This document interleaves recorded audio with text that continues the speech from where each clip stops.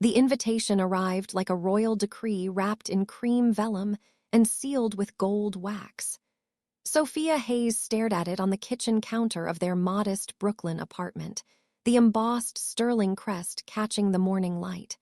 1 year of marriage, one night that would decide everything.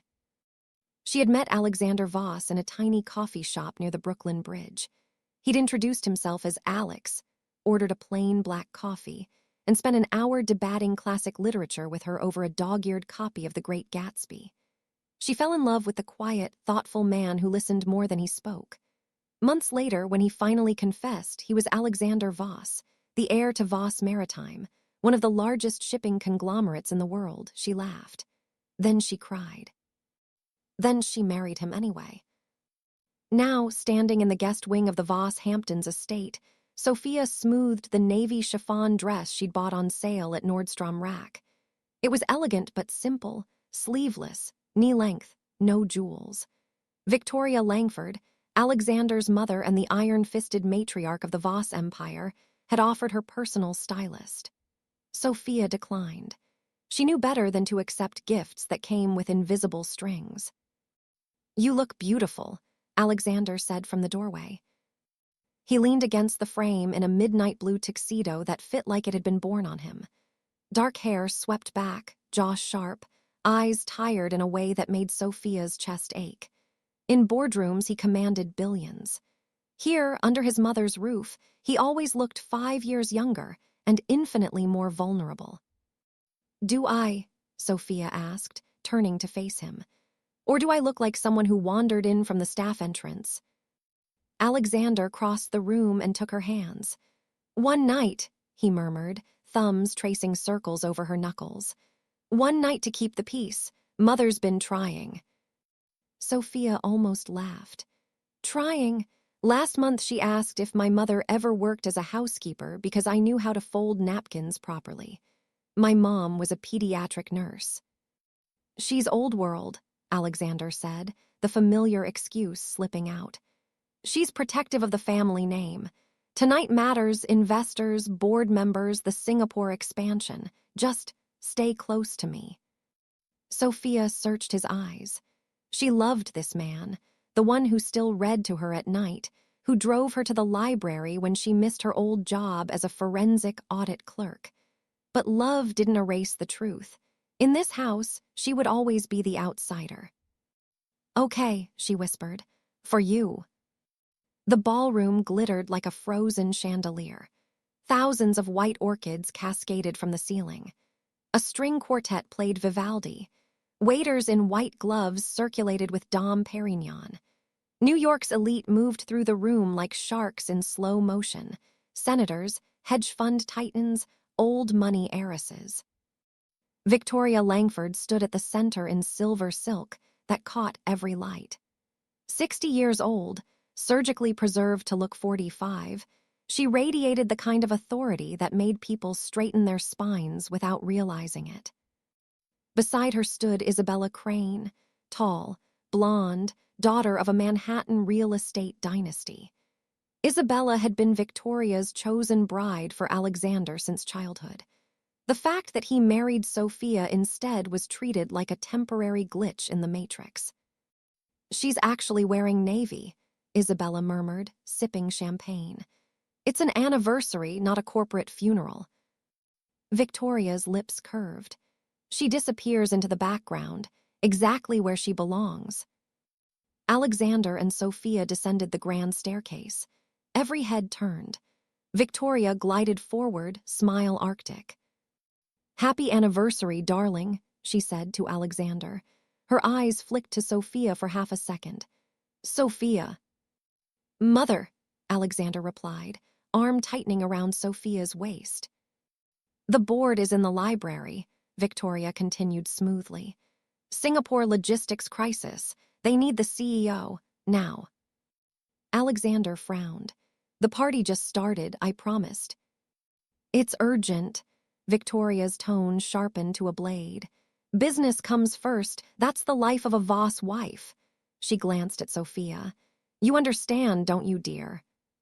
The trap was perfectly set. Complain and she was needy. Agree, and she was abandoned. Go, Sophia said quietly, forcing a smile. I'll be fine. Alexander hesitated, then kissed her temple. 10 minutes, maximum. He walked away. The temperature around Sophia dropped instantly. Victoria leaned in. Don't get too comfortable, dear. The staff entrance is around the back if you need air. It might suit you better. Before Sophia could respond, Victoria turned and vanished into the crowd. Sophia moved toward the buffet, trying to make herself small. She needed water, space, oxygen. Isabella stepped into her path, wine glass tilted precariously. Enjoying yourself? Isabella asked sweetly. Trying to, Sophia replied. Isabella leaned closer. Victoria and I were looking at old photos. Alexander looked so much happier with me. Summers in Capri, winters in Gstaad. We speak the same language. You're just visiting. I'm his wife. For now, Isabella's smile was venom. He's a Voss. He needs an equal, not a charity case. Do him a favor. Leave before he has to ask. Sophia felt heat rise in her cheeks. Excuse me. As she stepped past, Isabella accidentally tilted her glass. Red wine splashed across Sophia's skirt, dark, wet, unmistakable. Oh, Isabella gasped theatrically. How clumsy, you really do blend in. Laughter rippled nearby. Victoria, watching from across the room, gave a subtle nod. Sophia fled to the bathroom, hands shaking as she dabbed at the stain. Useless. She stared at her reflection, ruined dress, flushed cheeks, eyes bright with unshed tears. Why am I here? Because he asked, because I love him. She straightened her shoulders, fixed her hair, and walked back out. The lights had dimmed. A spotlight illuminated the center table. A 5-foot anniversary cake rose like a monument, vanilla tears, gold leaf, sugar orchids. The quartet fell silent. Victoria took the microphone. Ladies and gentlemen, time for the traditional cake cutting. She beckoned Sophia. Darling, come forward. Alexander is detained with business. You can do the honors. Sophia hesitated. Alone, it felt wrong. Go on, someone whispered. Don't keep her waiting. She stepped into the light. The heat was suffocating. Victoria stood beside her, shark smile in place. Just a small slice, Victoria murmured off mic. Try not to make a mess. I know how clumsy you people can be. Sophia's grip tightened on the silver server. She sliced the bottom tier, placed a piece on a crystal plate. Victoria invaded her space. The microphone hovered low enough to catch whispers. I ran another background check last week, Victoria hissed. Your father's old medical debt. Embarrassing, I paid it off. Consider it severance. Sophia froze. What? I bought the debt, Victoria continued. And I can bring it back unless you walk away tonight. Sophia turned, horrified. You can't. I can do anything. I'm a Voss. You are nothing. Adrenaline surged. Sophia set the server down. I'm not cutting this cake, and I'm not listening to this. She turned to leave. Victoria's hand shot out, not playful, not accidental. She grabbed the plate and slammed the slice into Sophia's face. Wet impact, frosting blinded her. The force bruised her cheek. Sophia stumbled, gasping, clawing sugar from her eyes. Silence swallowed the room. Victoria wiped cream from her diamond rings onto a napkin. Trash belongs in the garbage, she declared, voice ringing. Not at the head table. Look at her. A mess. Sophia stood trembling, cream dripping down her neck, dress ruined. Then the library doors exploded open. Alexander stormed in, tie undone, hair wild, face a mask of fury. He'd broken the lock. He'd heard everything over the speakers. He didn't run. He walked straight through the parting crowd, straight to Sophia. Alexander, Victoria began. He ignored her. He pulled his silk handkerchief and gently wiped frosting from Sophia's eyes. "Can you see?" he asked, voice shaking. Sophia nodded, tears cutting through the mess. "I want to go home." "We are." He turned to Victoria. "You called my wife trash, you assaulted her, in front of everyone." "She doesn't belong here," Victoria shrieked. "She's weak, poor, nothing." "You're right," Alexander said coldly. "She doesn't belong here." He pulled out his phone, tapped once. "Because this estate isn't yours anymore." Victoria laughed, high nervous. "Ridiculous, the Voss Trust." Morality Clause. Section 4, Paragraph 2. Violent conduct on company property, public disrepute, forfeiture of chair position. He pointed to the corner. "We were live streaming for the investors. They saw everything." Victoria paled. "You wouldn't." "I just did." Alexander addressed the room. "The board voted, you're out." He turned to the guests. "Get out! Party! Over." The Aston Martin ate up the Long Island Expressway in silence broken only by the hiss of rain on the windshield. Sophia sat in the passenger seat, still sticky with frosting, navy dress stiffening as it dried. The sweet vanilla smell had turned cloying, nauseating. She kept her hands folded in her lap, staring at the blurred lights of passing cars. Alexander drove with both hands tight on the wheel, knuckles white. He hadn't spoken since they left the estate.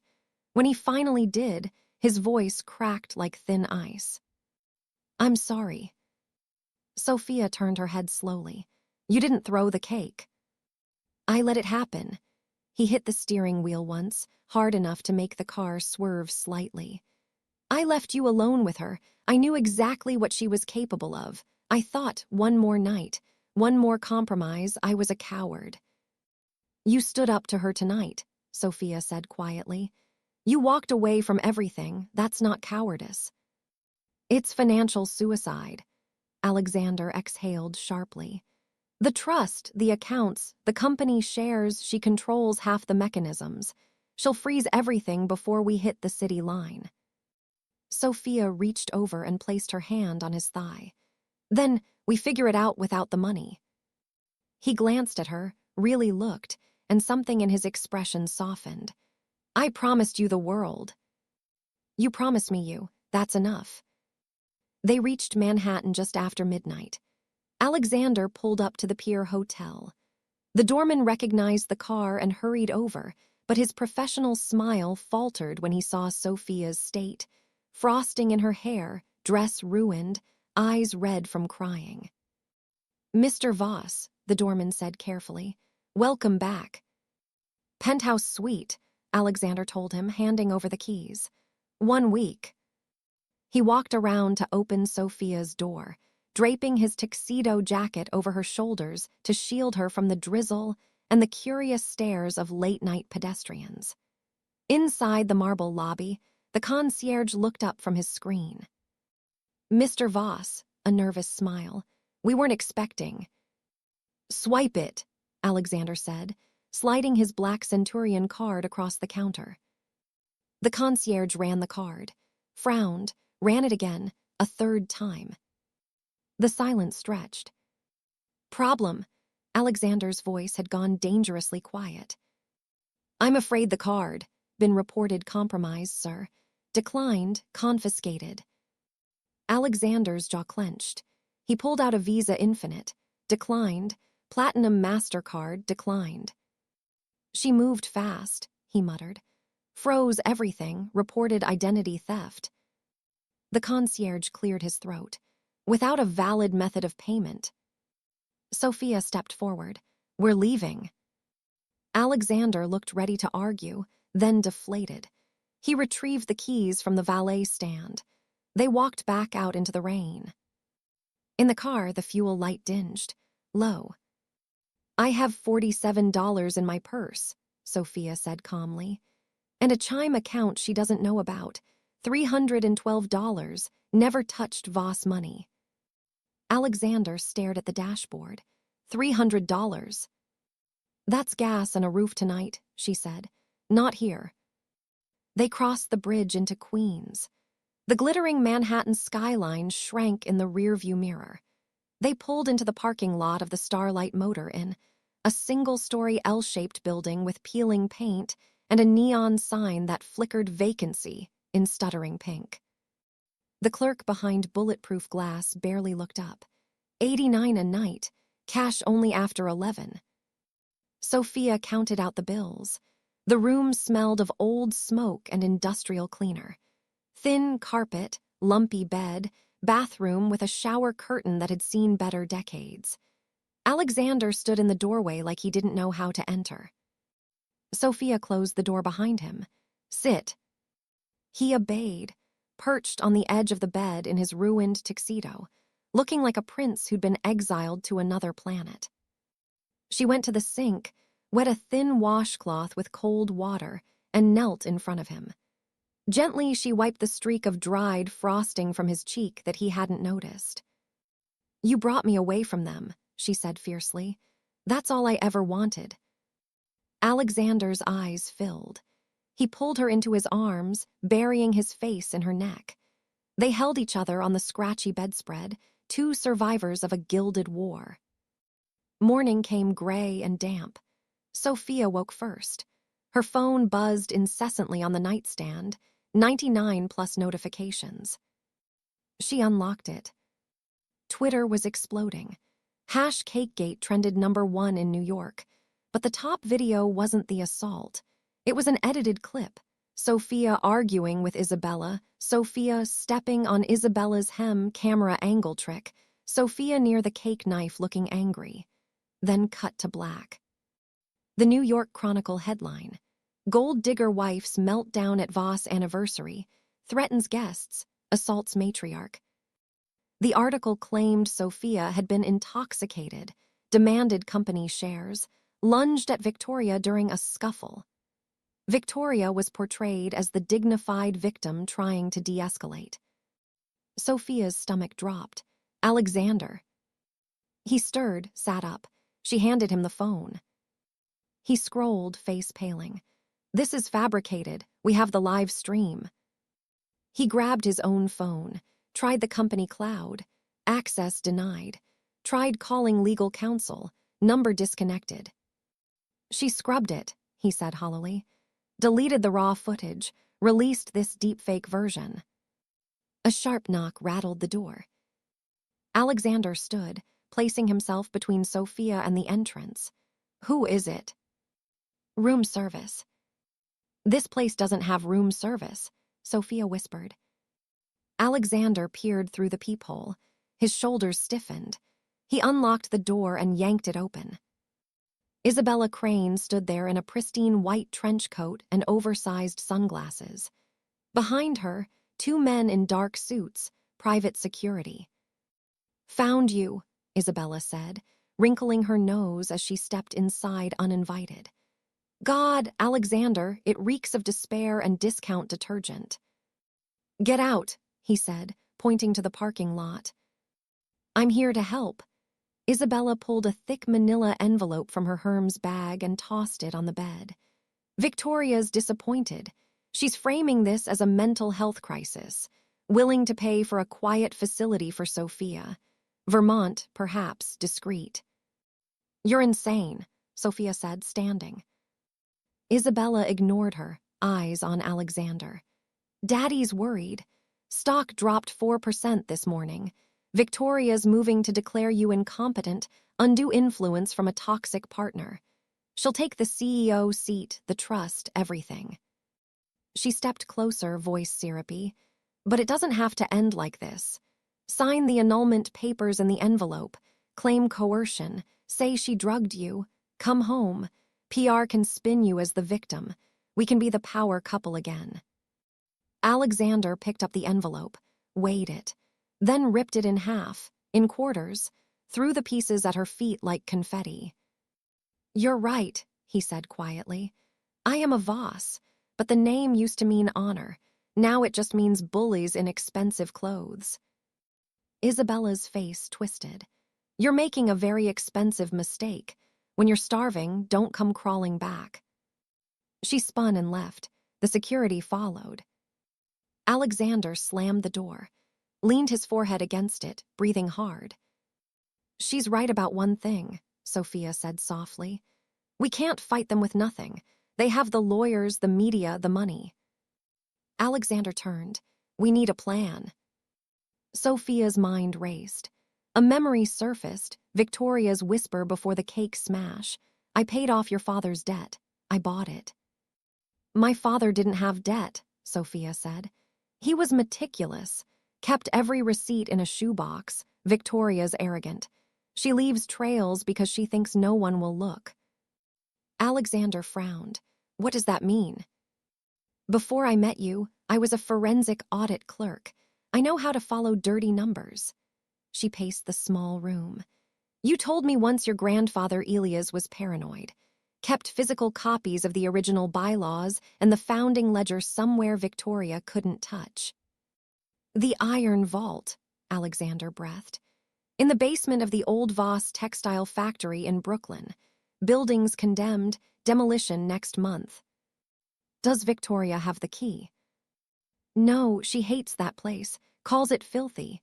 Only the CEO has access." A slow smile spread across his face.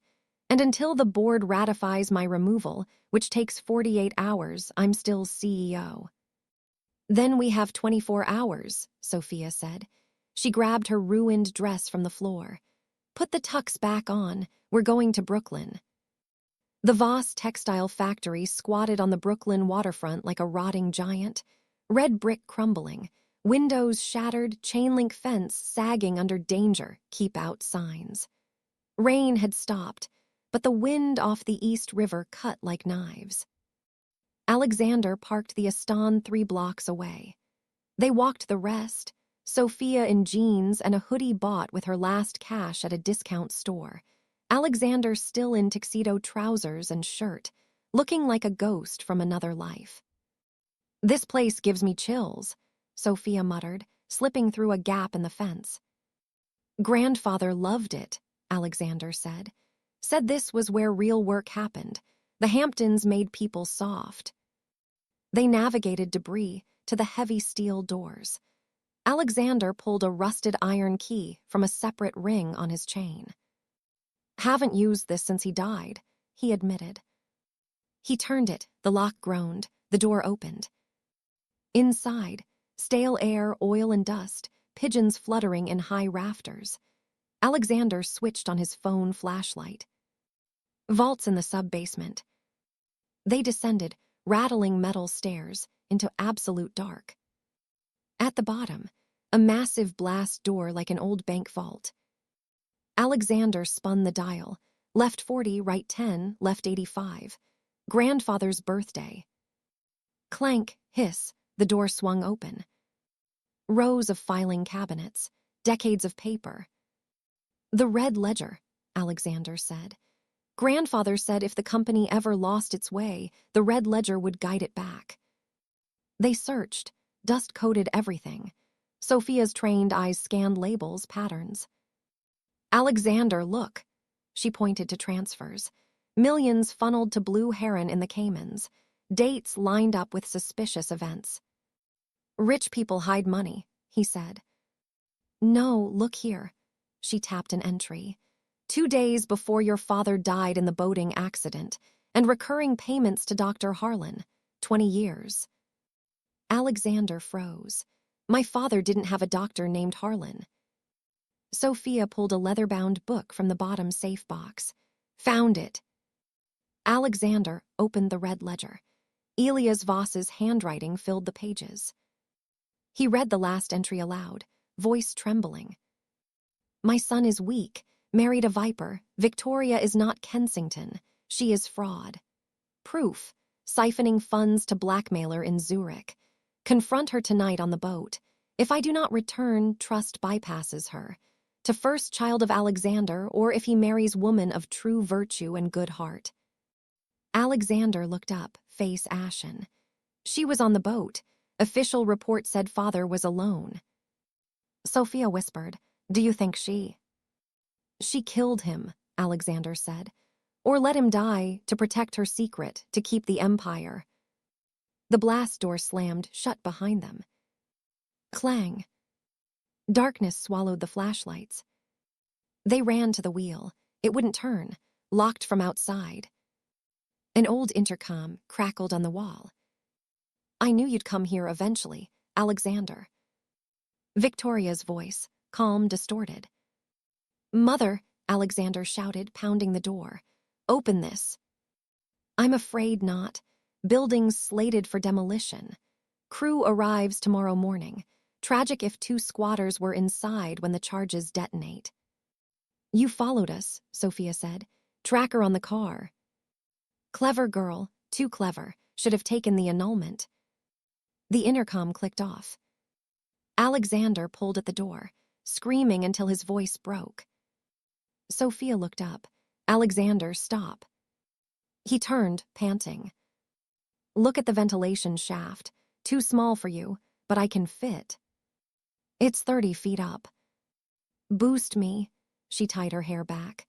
"Victoria thinks she locked up a helpless wife. She forgot I was a gymnast in high school, and before that, a survivor." She tucked the red ledger into her waistband. "Give me the book. I'm getting us out." The ventilation shaft was a narrow metal throat choked with decades of dust, cobwebs, and brittle insect husks. Sophia pressed the red ledger tight against her stomach, the leather edges digging into her skin through the hoodie. She looked up into the 30-foot vertical climb, rusted screws jutting like teeth, faint grid of light at the top. Alexander knelt below her, hands cupped. "You sure about this?" "No," she admitted, "but I'm surer about dying down here." He boosted her. Sophia's sneakers found purchase on his shoulders. She reached up, palms flat against the cold, galvanized steel, and pushed. Inch by inch. The shaft squeezed her shoulders. Dust rained into her eyes, her mouth. Every breath tasted like rust and decay.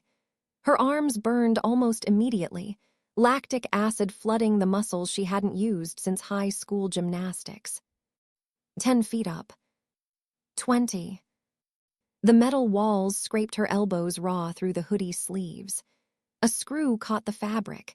She tore free with a soft rip. Panic clawed at the edges of her mind, the crushing dark, the knowledge that Alexander was trapped below, the ticking clock of demolition charges.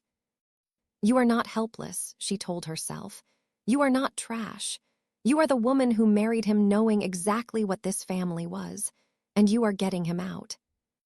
30 feet. The exit grate loomed, rusted iron mesh bolted in place.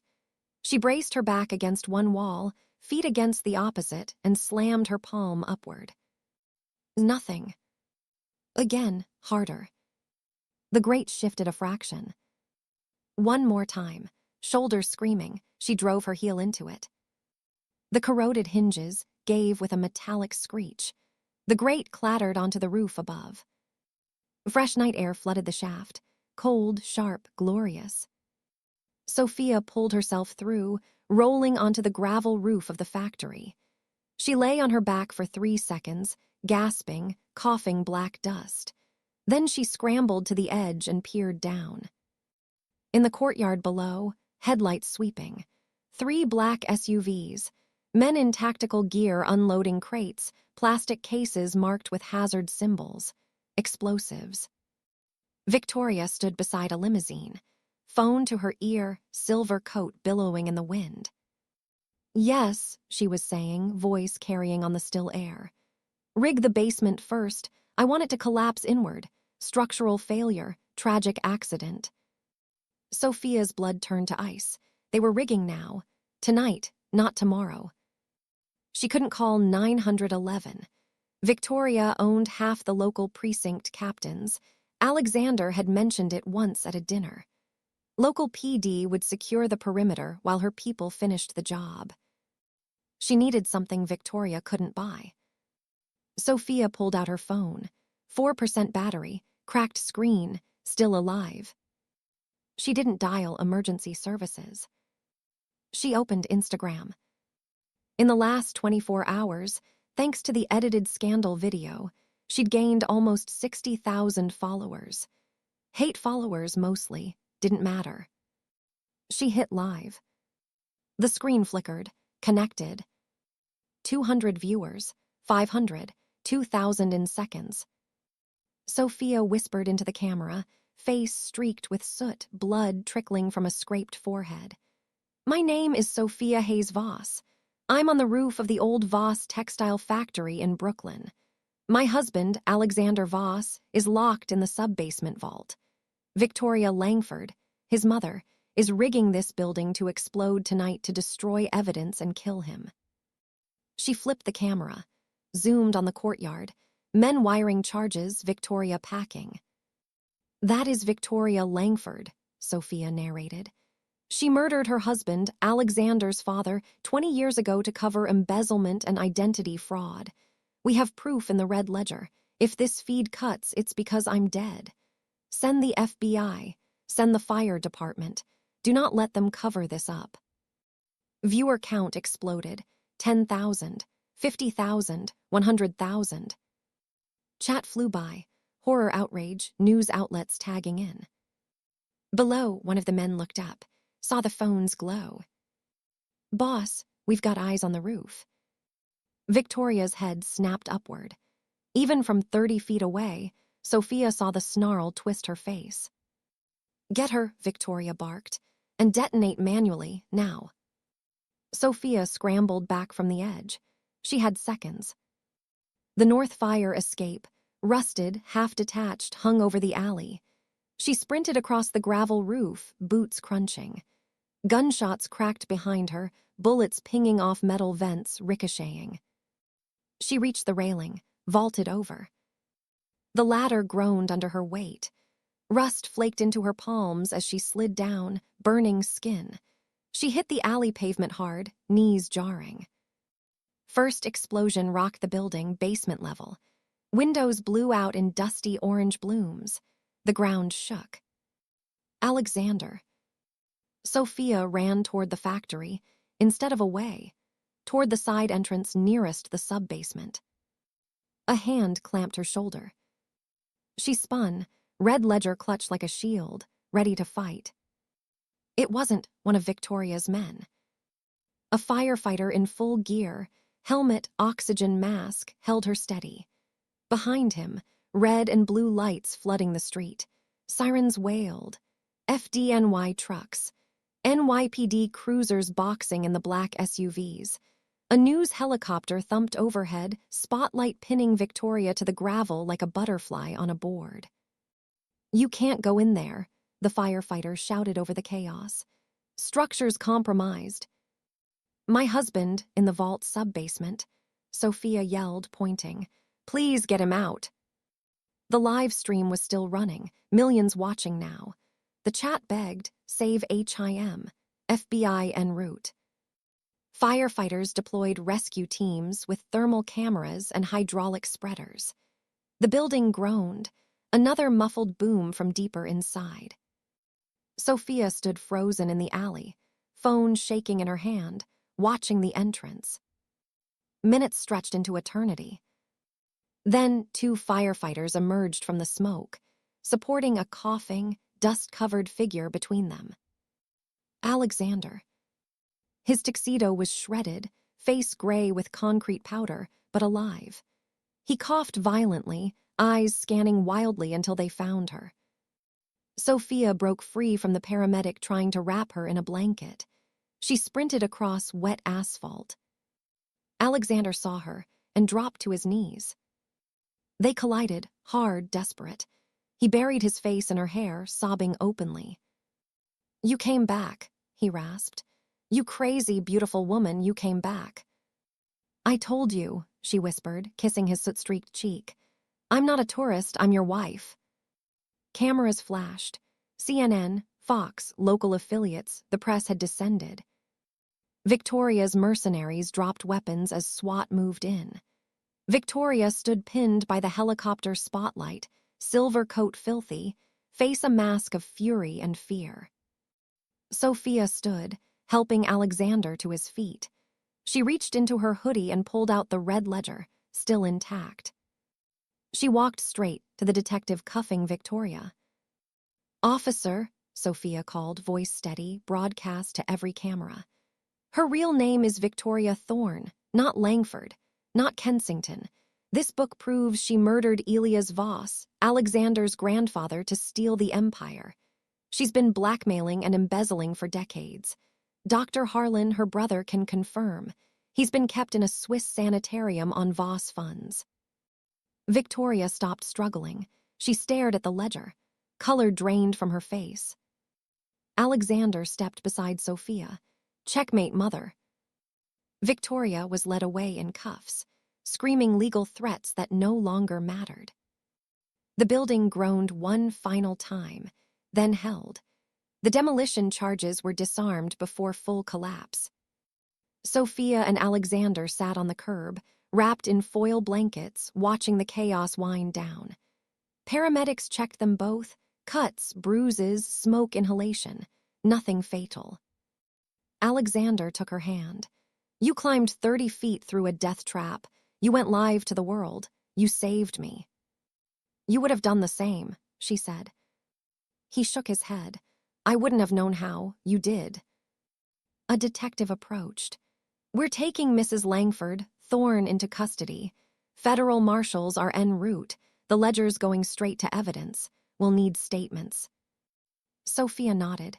"We'll give them." As the detective walked away, Alexander leaned his head against hers. "I'm done being the reluctant heir," he said quietly. "No more compromises, no more playing by her rules." Sophia squeezed his hand. "Then we rebuild our way." 3 months later, the Southern District Courthouse was packed to standing room only. The trial of Victoria Thorne dominated every news cycle. Cakegate had evolved into Voss murder trial. Sophia sat in the front row in a sharp charcoal suit. No navy, no hiding. Alexander beside her, hand in hers. On the stand, Dr. Harlan frail, wheelchair-bound, voice trembling but clear. "She told me to cut the brake line on the boat," he rasped. "Said if Elias changed the will, we'd both be ruined. I did it. I've carried the guilt for 20 years. Gasps rippled through the gallery. Victoria sat at the defense table, face blank, eyes dead. No more silver silk, just orange jumpsuit. The jury deliberated less than 2 hours. Guilty, all counts, murder, fraud, embezzlement, conspiracy. Victoria didn't scream. She stood, smoothed her jumpsuit, allowed the marshals to cuff her. As she passed Alexander, she paused. "I built that empire," she hissed. "Without my ruthlessness, you'd be nothing." Alexander looked at her, really looked. Then at Sophia, the woman who'd climbed through hell to save him. "I'm not nothing, mother," he said calmly. "I just found strength in something stronger than money. I found it in her." Victoria was led away to life without parole. 2 weeks after the verdict, the Voss Holdings boardroom on the 72nd floor of the Manhattan Tower felt like a different universe from the condemned factory basement. Floor-to-ceiling glass framed the city skyline, sharp, glittering, indifferent. The long mahogany table was empty except for Alexander and Sophia. The old directors, gray-haired men who had nodded along to Victoria's orders for decades, were gone. Alexander had dissolved the board the morning after the trial. He invoked the original bylaws from the Red Ledger. The good heart Claw's grandfather Elias had written in secret 40 years earlier. It stated plainly, in the event of moral corruption at the executive level, full voting control passed to the CEO and any spouse deemed of true virtue and good heart by the founder's documented intent. The probate court had ratified it within days. The ledger's final pages, Elias' own handwriting, were irrefutable. Sophia was named co-chair. Alexander stood at the head of the table now, sleeves rolled up, no tie. Sophia sat to his right in a charcoal blazer and white blouse, simple, sharp, commanding. "First order," Alexander said to the empty room, voice steady. "We're liquidating the private jet fleet, all 8 aircraft. Proceeds go to the new Voss Integrity Foundation, dedicated to victims of financial abuse, identity theft, and corporate exploitation. Sophia opened her laptop. Second, the Hamptons estate, already under contract. Buyers turning the ballroom into a public playground. The head table site will be a sandbox. She looked up, small smile tugging her lips. Because trash belongs in the garbage, but families belong in the open air. Alexander laughed. Quiet, real. The first unguarded sound she'd heard from him in months. Third, he continued, executive compensation restructure. No more golden parachutes for board members who look the other way. Performance tied to ethics audits and employee satisfaction scores. Sophia added, and we're divesting the Cayman shell companies. Full transparency report filed with the SEC by end of month. No more hiding. They worked in companionable silence for an hour, signing documents, reviewing foundation bylaws, planning the first grant cycle for families crushed by predatory debt collectors. When the last page was initialed, Alexander closed his laptop and turned to her. We did it, he said softly. We started it, Sophia corrected. The rest is living. That evening they drove to a small Brooklyn bakery, the same one where they'd ordered their original wedding cake a year and a half earlier. No gold leaf, no 5-foot tiers, just a single vanilla cupcake with white buttercream, 2 forks, and a paper napkin. They sat on a park bench near the East River as the sun dipped behind the Manhattan skyline. The city lights flickered on one by one, gold against indigo. Alexander opened the box. Happy delayed anniversary. Sophia laughed. She swiped a finger through the frosting and dabbed it on the tip of his nose. He froze for half a second, memory flashing to the ballroom, the humiliation, the rage. Then he smiled, slow, genuine. He scooped a bit of frosting and touched it to her cheek. No smashing, he said. No smashing, she agreed. They ate in small bites, sharing the cupcake, shoulders touching. The river lapped quietly below them. No security detail, no photographers, just them. Sophia leaned her head on his shoulder. What happens now? Now we live, he said. No more proving anything to anyone. No more playing by rules we didn't write. We build what we want. The foundation's first grant goes to my old forensic audit firm, Sophia said. They're expanding pro bono services for people targeted by corporate debt schemes. Feels right. Alexander nodded. And we keep the Brooklyn apartment, sell everything else that feels like a cage. They sat until the stars appeared, faint above the city glow. Sophia took his hand. I never wanted the empire. I know, he said. That's why grandfather chose you. The good heart clause wasn't random. He knew someone like you would come along eventually. She looked at him, really looked. The tired lines around his eyes were softer now. The weight he'd carried since childhood had lifted, piece by piece. You're free, she whispered. We both are. They stood. Alexander tucked the empty cupcake box under his arm. Sophia slipped her hand into his. As they walked back to the car, Sophia glanced over her shoulder at the glittering skyline. Think they'll ever understand? She asked. Alexander followed her gaze. Doesn't matter, we do. The Voss Integrity Foundation opened its doors 6 months later in a modest loft space in Dumbo, exposed brick, big windows, no marble. The first grant recipients were families who'd been bankrupted by predatory loans and forged documents. People exactly like Sophia's father would have been if Victoria had followed through. Sophia ran the day-to-day. Alexander handled the corporate restructuring, turning Voss Maritime into a leaner, cleaner operation focused on sustainable shipping and fair labor. They kept the old Brooklyn apartment, added bookshelves, hung photos of their quiet wedding day, the real one before the estate, before the masks. On quiet evenings, they read together on the couch, Same dog-eared paperbacks they'd shared in that first coffee shop. Sometimes Alexander read aloud, voice low and steady, the way he used to when the world felt too heavy. One night Sophia looked up from her book. Do you miss it? The power, the jets, the name opening every door. Alexander set his own book down, thought for a moment. I miss the idea of it, he admitted, but not the cost.